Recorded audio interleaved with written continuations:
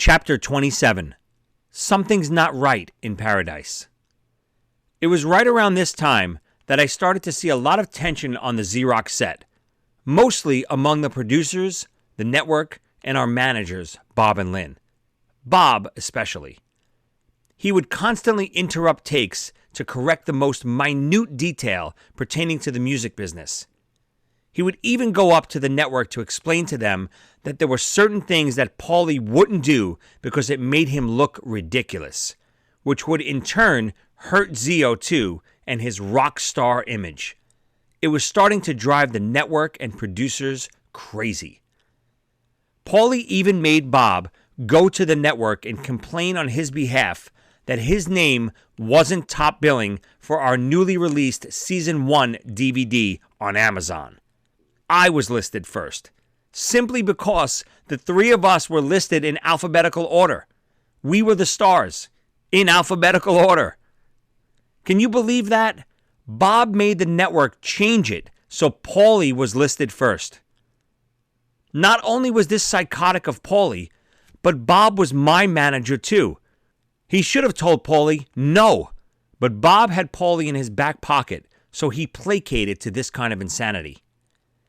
We used to refer to Bob as the cradler, because every time Paulie threw one of his diva fits about something, Bob would hold him in his arms and cradle him to make it all better. One time while we were on the road, we had checked into our rooms for the night. I usually roomed with Dave, and Bob would room with Paulie. A few minutes after settling in, Bob came knocking on our door and told us that we had to switch rooms because Paulie's bed was too close to the ground. We laughed and said, "Excuse me?" Bob went on to explain that there was dust in the carpet and Paulie's bed was too low and he couldn't be that close to the dust because it would affect his voice. Needless to say, I slammed the door and went to sleep. Can you believe the insanity that was going on? Bob wanted us to switch rooms because Paulie's bed was too low. Maybe this is why Paulie went along with whatever Bob said. Bob cradled him like a baby. For some reason, ever since we started Xerox, Bob and Lynn never realized that it was a TV show and not real life. This went so far that they hid my wedding from the network because they thought the network wouldn't like that I was getting married because on the show we played 3 single rock and rollers. It was so ludicrous. We were actors on a TV show and the network couldn't care less about our personal lives. Bob and Lynn were so obsessed with controlling ZO2 that they were beginning to hurt Xerox. And I was starting to hear about it very often, on set and behind the scenes. I remember one instance in particular when one of the IFC executives stormed off the set. We were filming a scene for episode 8, Xerox This Town. It was the end of the week, and we were filming the final few scenes. We were way behind schedule and needed to get a lot more done in the hour we had left to film, or it was going to send us into mega overtime that the network had to pay for. We were probably talking tens of thousands of dollars. During one of the takes, Lynn Coplitz said a line about the singer Dido reaching number 1 on the Billboard charts. Bob came storming in during the take to announce that Lynn cannot say that. The director didn't know what happened and asked, "Oh my God, what's wrong?" Bob proceeded to lecture the director that Dido did not reach number 1, but only reached number 3. So Lynn, of course, couldn't say that because it was inaccurate. Right then and there, the IFC executive stormed off set in a fit of rage. This was a reflection on us as well. Since Bob was our manager, the network and producers had to put up with him on set for almost 2 full seasons. After this, Bob had finally sealed his own fate. The set was very uncomfortable over the last few episodes. Tensions were running high because of Bob and Lynn, and it was about to get worse for us. Bob and Lynn told us that Jason Flom had offered ZO2 a record contract, but they didn't think we should take it. Mind you, We were still technically under contract with our old label, Riker Hill, but weren't getting any updates on what was happening. Bob and Lynn would flat out tell us, "Don't worry, we'll handle it." Paulie, Dave, and I wanted to know why we shouldn't accept Flom's offer. They explained that Flom was offering what the industry calls a 360 deal, which meant the record company would get a little piece of everything we did, including record sales, touring, and merchandise. This was actually pretty standard at the time because in 2009, everyone stopped buying CDs and just streamed or illegally downloaded everything. Therefore, most record companies wanted a cut of other revenue outlets from artists. I voiced my opinion. I think we should absolutely take it, I said. To have someone like Jason Flom not only offer a deal, but also appear on your TV show to sign you was a major opportunity. He was going to champion the band because he loved Z-Rock. With Universal Records promoting and touring behind us, it was well worth it to give them a 360 cut. The band who we had just filmed with, Steel Panther, just recently signed the exact same deal with Flom, and still to this day are doing fabulous, touring everywhere and selling a ton of records. Paulie and Dave, of course, sided with Bob and Lynn, and we actually turned down the record deal. I was once again outvoted. Flom wasn't happy, and it kind of spoiled his whole appearance on the show. He still appeared, but it was just a small little part that ultimately ended when John Popper landed on him trying to escape out of a prison window. It was not the big contract signing on air that he wanted. A huge opportunity wasted. On June 7th, 2009, we had the Z-Rock Season 2 premiere party at Webster Hall. ZO2 was firing on all cylinders, and we put on one of my favorite shows of all time. I think it was the pinnacle of all we'd done up until that point. We were surrounded by friends, family, and fans. As we hit the stage and rang out our all-too-familiar opening chord, I had another frozen moment. My mind let me stop everything and breathe in this amazing accomplishment. I looked up at the balcony and saw Madeline standing there, pregnant with our daughter, and it made me the happiest man in the world.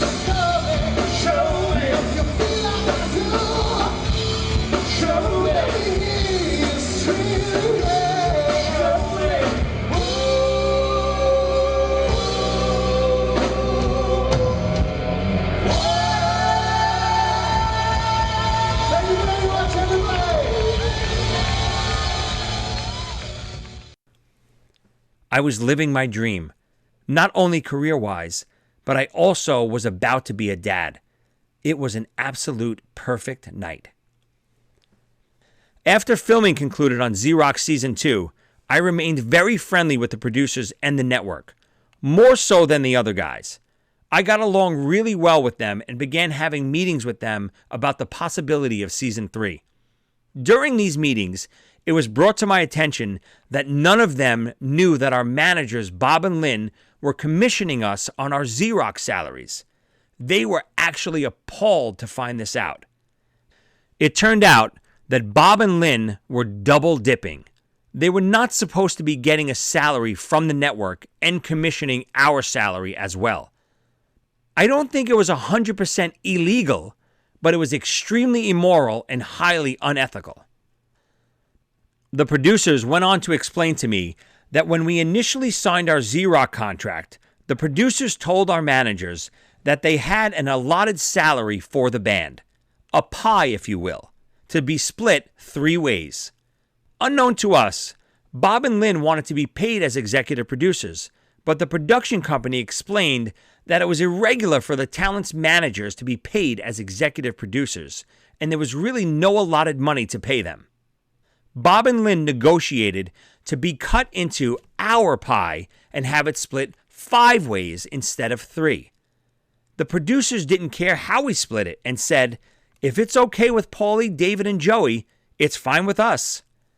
Of course, the producers assumed that Bob and Lynn told us the full situation, and if Bob and Lynn were going to be paid as equals to us, then they wouldn't also commission us.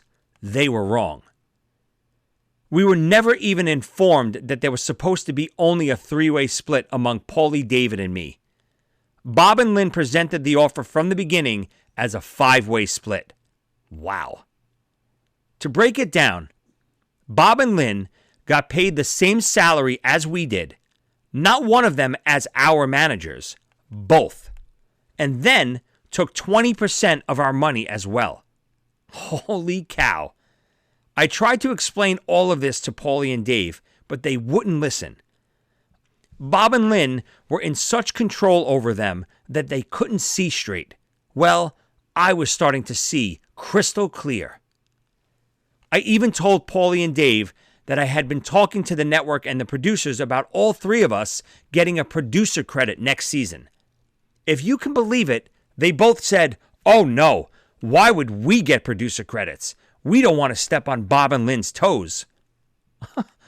There's only one word that I can use to describe what was happening: brainwashed. I was also regularly meeting with IFC executive Debbie DeMontro. Debbie absolutely loved us and Z-Rock, and she was fighting hard to get us a 3rd season. But there was one main obstacle that she needed to clear with me first. Debbie explained that if there were to be a Z-Rock Season 3, Bob and Lynn would be banned from the set. She said they were too disruptive and caused way too many problems. They could still function as executive producers because of the contracts they had signed, but they would not be allowed anywhere near the set or the IFC offices. This was a non-starter if we didn't agree. IFC was also furious with Bob and Lynn because every press event we did or interview we did, those two always instructed us to only say ZO2, never stating the show's title, Z-Rock. Execs from IFC would go crazy when they read interviews with us on red carpets or in print, and it would only say Paulie, David, and Joey from ZO2, never even mentioning that we had a TV show called Z-Rock. It was like an actor doing press for his TV show, but only talking about the new movie he was starring in. It was so counterproductive. After a while, IFC just stopped setting up press events for us altogether. They were fed up. IFC were the ones setting up and paying for all this press for us. And stupidly, we listened to Bob and Lynn, basically shooting ourselves in the foot. Bob and Lynn tried to keep us segregated from IFC and our label as much as possible, knowing if we ever actually talked with either, they might end up in trouble. And guess what? They were right. Debbie and our producers, Mark Effman and Mark Farrell, also suggested that we demand that they not commission our salary in addition to getting paid as producers. I knew I had to convince Paulie and Dave of all of these points, but I knew they would never go for it. Luckily, Paulie was starting to come around and see the light. After I explained how Bob and Lynn were double dipping and how the network was demanding that they be banned from the set, a little switch went off in his head that started to make him see things differently. I also insisted that we finally retain a lawyer to look at our Z-Rock contracts. Once I got Paulie to bend a little, Dave was easy. Even though he never really came around to seeing the truth about Bob and Lynn, in every case, he went along with whatever his big brother said. Once our new lawyer looked at the contract, he immediately reiterated everything that I was told about Bob and Lynn double dipping. We decided that we wouldn't even tell Bob and Lynn until we secured the third season. We did, however, let IFC know that we were okay with them being banned from the set. Debbie scheduled a pretty important production meeting with all of the producers, us, and the network for mid-September 2009. She assured us that the Bob and Lynn issue wouldn't be brought up in the meeting. The meeting was going really well, and we were all discussing different things that could bring down costs and speed up shooting schedule. It was all sounding very positive. That is, until Paulie started to speak. Paulie now was always a bit of a diva, but at this point, he had really gone off the deep end. He stood up and basically demanded that he have a trailer to change in on set every day. I saw the producers hang their heads as if to say, "We are fighting to keep this show on the air, and this idiot diva is demanding his own trailer." Now listen, I don't think Paulie's antics really had any weight in IFC's decision, but it definitely didn't help. All we could do was wait and see if IFC decided to bring back Z-Rock for Season 3. Whatever happened with Z-Rock, I had made a decision to not have Bob and Lynn represent me anymore in my acting career. After their call to turn down Universal Records and all of the new information I had discovered about Z-Rock's salaries, I no longer wanted any part of it. I didn't even want them as my music managers, but I knew Paulie and Dave would never agree to that. My plan was to sign with Brian Stern, the agent whom Bob and Lynn told us we didn't need. Don't misunderstand me. Bob and Lynn did some wonderful and amazing things with ZO2. They got us the Kiss Tour, put together a record label that ultimately signed us, and were instrumental in helping us launch Z-Rock. We would not have been where we were without them. But somewhere along the line, they forgot that they worked for us, not the other way around. Instead of all of us being a team and working together as a unit, they thought Paulie, Dave, and I did nothing and deserved no recognition at all, and they were the sole reason for our success. Bob even told us that the three of us never made any sacrifices for the band, that only he and Lynn did. What sacrifices was he talking about? I have no clue. He quickly forgot that Paulie and Dave laid out all of the money for our first two records and the whole Kiss tour, and that I just recently paid them back every cent I owed them. Meanwhile, Bob and Lynn never once laid out even a single penny for anything. People always like to say that Bob was to ZO2 what Bill Aucoin was to Kiss. In some ways, that was accurate, but the biggest difference was that Aucoin funded every single thing Kiss did on his personal credit cards for the first 3 or 4 years until Kiss Alive hit big, going hundreds of thousands of dollars in debt because he believed in Kiss. That's sacrifice. In complete contrast, Bob would make Paulie pay for his meals and his Metro card just to write a song with Paulie, even though Bob was co-writer. That's a fact, and that is the difference between Bill Aucoin and Bob Held. Bob actually told us one day that he didn't need us to make Z-Rock and that it was all his idea. He actually had the balls to say, "We could have made Z-Rock with actors. We didn't need you three." This was one of the conversations that put me over the edge. We said, "Your idea?" It's 100% based on our real lives. The one and only reason the show was ever even thought of was because Paulie and Dave happened to play a birthday party that a TV agent was attending. Two things sold the show to IFC. Number one, the concept, which was kids band by day, rock band by night, obviously based on our real lives. And number two, Paulie's, Dave's, and my personalities, none of which Bob and Lynn had any creative input on. Bob and Lynn wrote a small 2-page treatment, and now they thought they had created the show and were the masterminds behind everything. Wrong. I officially had it with them after that conversation, and I think Paulie and even Dave to a certain extent never looked at them in the same light. Now that IFC was going to ban them from the set, I had an easy way to break the news to them that I didn't want them representing me anymore. Unfortunately, I never got the chance to tell them.